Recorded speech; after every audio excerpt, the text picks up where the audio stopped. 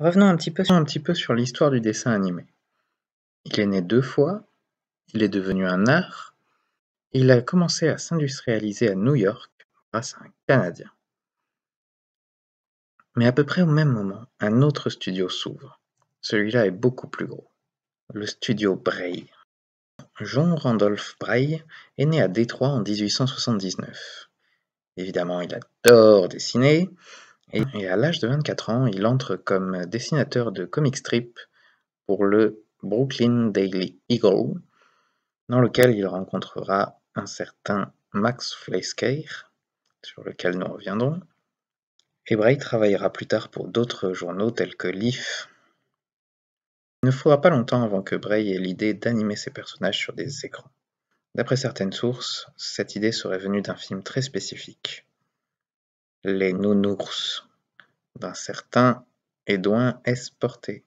Mais c'est évidemment quand Braille a vu le premier dessin animé par Winsor McCay, Le Petit Nemo, qu'il a commencé à considérer sérieusement les possibilités commerciales de l'animation. Il a alors emprunté l'idée de McCay et produit son propre film de la même nature. Le rêve de l'artiste, ou Le Teckel et la saucisse, un film en partie live-action dans lequel un teckel s'anime et joue avec les affaires de son maître, sur lequel a travaillé comme animateur un certain Raoul Barret. Vous remarquez des dessins très réalistes, une animation potable pour l'époque. Le film a apparemment été un tel succès que Pathé a demandé à Braille de produire d'autres films animés régulièrement. C'est ainsi que John Randolph Braille a fondé le deuxième studio d'animation, Braille Productions, et a réalisé et produit la première série d'animation avec un personnage récurrent. Attention, est-ce que vous êtes prêts pour le premier personnage d'animation récurrent? Est-ce que vous êtes prêts pour le colonel ment tout le temps? N'est-il pas magnifique? Mis à part son physique peu engageant, le colonel est un homme plein de volonté, qui aime se battre, qui est futé et qui aime vivre des aventures.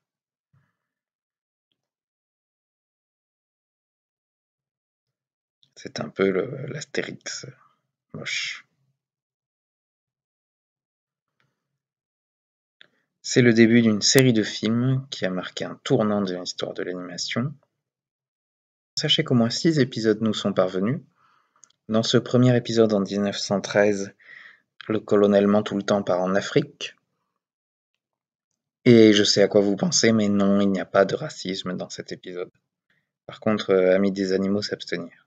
On trouve quelques gags classiques tels que non, c'est pas un papillon, ou attention, cet ours est bourré. On peut constater que ce premier épisode a été réalisé avant l'invention des celluloïdes, puisque les décors tremblent un peu, ce qui signifie qu'ils ont tous été dessinés et redessinés à la main sur chaque séquence. Ce qui ne sera pas le cas dans des épisodes ultérieurs. Cette série, qui dure jusqu'à 1923, nous permet de voir une franche évolution dans l'animation, puisque dans les derniers épisodes, l'animation est beaucoup plus fluide, et le colonel ment tout le temps évolue dans des décors en live-action. Dans le troisième épisode, en 1915, le colonel arrive en France. C'est comme ça d'ailleurs que l'on connaît son nom français. Il rencontre des soldats qui ont un fort accent du Sud. Quatrième épisode, toujours en 1915, on apprend que le colonel est très fort au baseball. Son bon cœur nous est montré tout au fil des épisodes, où on le voit toujours prêt à aider les gens, et spécifiquement dans le dernier qui nous soit parvenu, animé par un certain Vernon Stallings. D'ailleurs, si John Randolph Braille anime et réalise les premiers épisodes du colonel ment tout le temps, il délaissera bien vite l'animation et la réalisation pour se concentrer sur la production. Il sera d'abord aidé en cela par un certain Earl Hurd, qu'il a embauché en 1915, et à eux deux, ils vont inventer et breveter le système des celluloïdes, qui permet de n'avoir à dessiner les décors qu'une seule fois, et les personnages sur un celluloïde à part. Véritable révolution dans l'animation. Earl Hurd va réaliser sa propre série, Bobby Bumps, alors adaptée d'un personnage de comics qu'il a créé, mais je me permets d'en parler. Puisque c'est la série produite par Bray avec le grand nombre d'épisodes qui nous soient parvenus, avec 21 épisodes, Bobby Bumps, l'histoire d'un sale gosse qui fait des bêtises, mais fort heureusement, il est puni à la fin. Et il est toujours aidé de son chien, Fido. On nous montre souvent que Bobby est attaché à son chien, ce qui le rend un peu plus sympathique. D'ailleurs, sachez qu'il y a une continuité, puisque Fido est adopté et volé au premier épisode.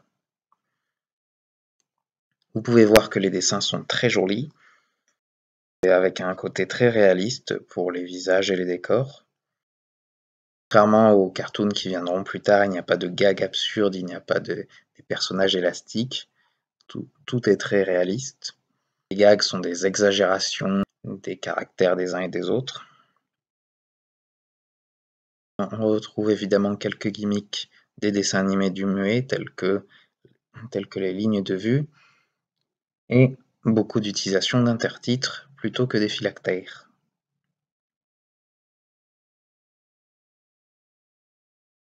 L'animation est très rigide au début, on constate au fur et à mesure des épisodes une belle évolution, avec à nouveau des personnages qui évoluent dans des décors en live-action à partir de 1921, période pendant laquelle Earl Hurd est parti réaliser ses dessins animés pour la Paramount. La plupart des épisodes sont construits sur le même modèle de Bobby qui fait des bêtises avec Fido. On menace de lui prendre Fido et Bobby montre qu'il est attaché, essaye de se repentir, mais fait de nouvelles bêtises et est puni à la fin. Mais il garde Fido.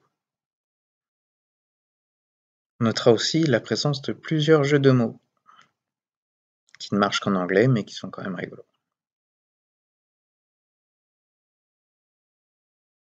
Dans les derniers épisodes, on aperçoit même un Bobby en live-action qui se transforme en dessin. Voilà qui est sympathique.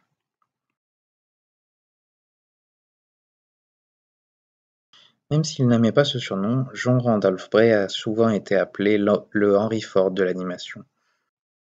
Il a révolutionné l'industrie du dessin animé, pour le meilleur et pour le pire. En 1915, Bray a signé avec la Paramount un contrat pour produire des dessins animés à un rythme extraordinaire de 10 séries par semaine. Un événement dont vous avez peut-être entendu parler a bouleversé ses plans. Il s'est trouvé qu'il était plus lucratif de vendre des films de propagande pour la Première Guerre mondiale que de vendre des dessins animés en 14-18. Il a fait des dessins animés éducatifs et de propagande jusqu'à très tard, et en 1956, il a même reçu une médaille du service civil patriotique extraordinaire. C'est d'ailleurs pendant la Première Guerre mondiale, entre 1915 et 1918, qu'arrivent 3 futurs très grands noms du dessin animé, qui vont chacun monter leur propre studio de production après avoir quitté John Randolph Bray. Le premier est Paul Terry, qui arrive avec sa série Le fermier Alfalfa, dont il nous reste 3 épisodes. Un fermier un peu bourru qui découvre la vie citadine, série qui n'a duré chez Bray qu'en 1916. Le deuxième de ces personnages, c'est Max Fleischker, que Bray avait déjà rencontré pendant son séjour chez Eagle comme dessinateur de comic strip.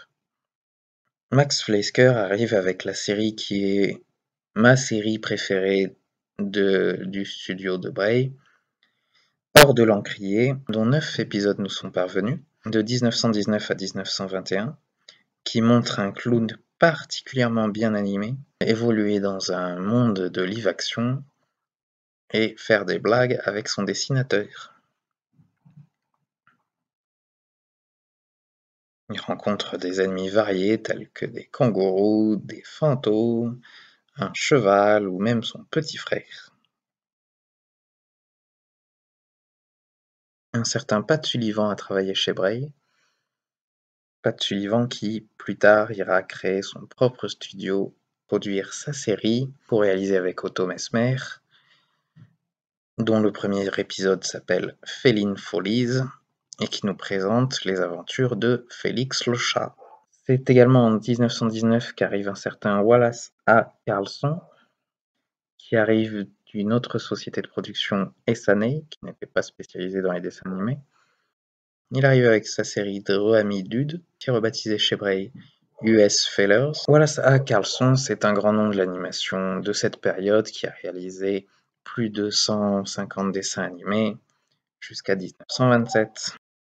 Parlant de séries ramenées, en 1919, le rival de Bray, l'International Film Service, fondé par William Randolph Hearst, vend ses séries à Bray pour qu'il les continue à sa place.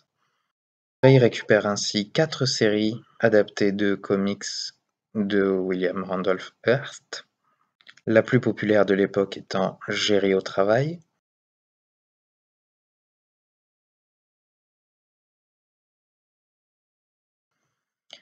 Mais on trouve aussi Krazy Kat, l'adaptation d'une des premières bandes dessinées au monde, où un chat est amoureux d'une souris. On trouve également Le Juge Remy,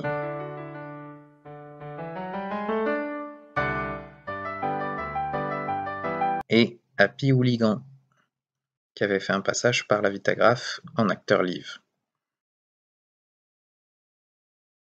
Sachant qu'il y avait toujours au moins 4 séries qui étaient produites en même temps chez Bray, plusieurs animateurs de renom y ont travaillé, en particulier sur ces 4 séries issues d'International Film Service. Citons notamment Grégory Lacava, Vernon Stallings, Grim Natwick, Bill Nolan et Frank Moser. Ces séries durent jusqu'à 1921-1922.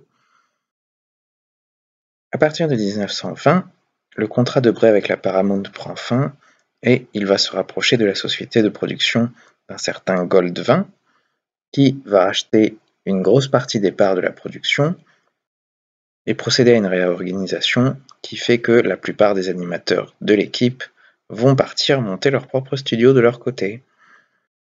Bray perdra alors la majorité de ses séries. À partir de ce moment, Bray va se consacrer au documentaire, mais en 1925, une série va apparaître et s'épanouir. Il s'agit de Dinky Doodle, réalisé par un certain Walter Lantz, dont 3 épisodes de 1925 nous sont parvenus. Dinky Doodle, c'est tout le contraire de Bobby Bums. Alors qu'il y a à nouveau un petit garçon et son chien, vous voyez que l'animation est beaucoup plus belle, mais les personnages se transforment, il y a des gags absurdes. C'est un cartoon qui exploite beaucoup plus les possibilités de l'animation, mais qui se détache du réalisme. Dans les épisodes, on voit que Dinky Doodle s'est d'abord focalisé sur les adaptations de contes, puis s'est orienté vers des histoires plus originales mais classiques des dessins animés, quand le personnage va chasser, ou va en Égypte, ou va dans l'Ouest. Malheureusement, cette seule série ne suffira pas face à la concurrence qui commence à être féroce pour Bray, et les studios Bray fermeront en 1927. Le studio Bray a produit des dessins animés innovants et inventifs dans un médium qui venait de naître, mais il a aussi beaucoup contribué à démocratiser et développer les dessins animés de 1910 et de 1920, et nous lui devons beaucoup. Merci d'avoir regardé cette vidéo, j'espère qu'il vous a plu. Si c'est le cas, n'hésitez pas à regarder les autres, et bisous.